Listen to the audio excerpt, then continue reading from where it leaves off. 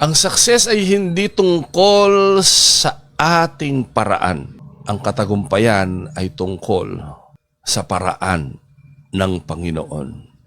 Hindi ibig sabihin lahat ng gusto mo mangyayari, pero ang mga plano ayon sa kalooban ng Panginoon tiyak magtatagumpay. Palagi nating tandaan, si Lord ang mag-aayos ng resulta. Hello, pagkalooban ng Panginoon ang bilis. O kaya naman minsan medyo matagal, pero pag gusto ng Diyos kahit matagal, mangyayari. At syempre, wala namang ibang pundasyon kundi yung pananampalataya, ang kanyang salita sa tulong ng banal na Espiritu. Kung si Lord ang tunay na architect ng buhay mo, kung lahat ng plano mo ay ang ginawa mong arkitekto ay si Lord, sigurado matibay ang pundasyon.